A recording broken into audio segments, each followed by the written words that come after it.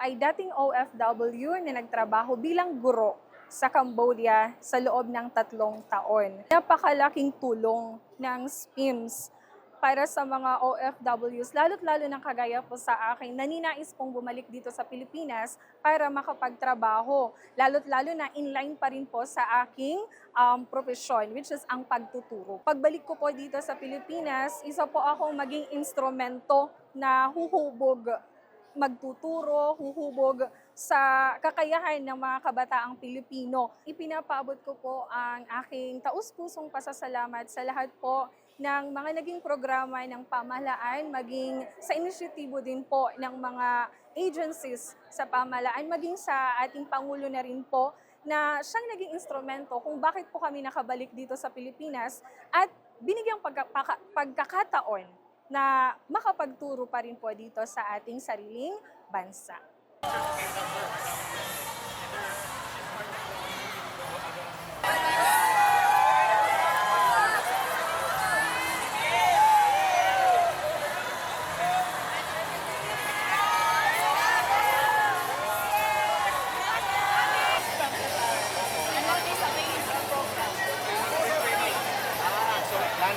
Land-based to sea-based. Sometimes would like to migrate to sea-based. Sea-based niya. Iba naman yung story.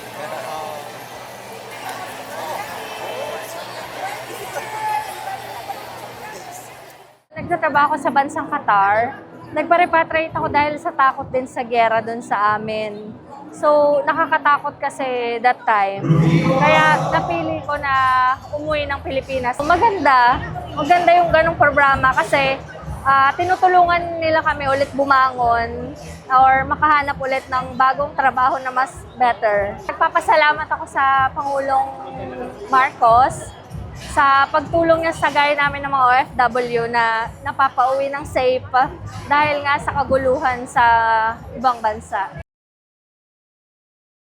Ito yung pagpapasinaya natin ng pinag-utos ng ating Pangulo. Kung tatandaan natin, nung huling Labor Day, last year pa, nakita na ni Pangulo yung pangangailangan na pagbubuklod ng lahat ng government agencies, particular sa reintegration of OFWs.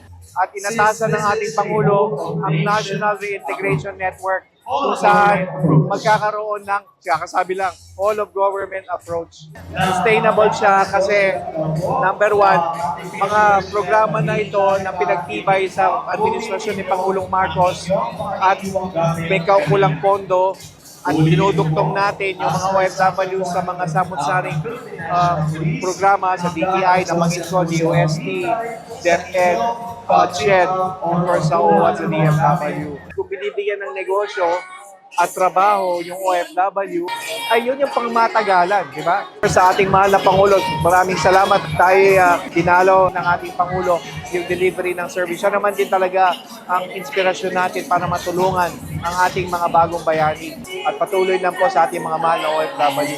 Makakasiguro kayo na sa ilalim ng ating Administrasyong Marcos, papatuloy po ang serbisyo nating kapatid.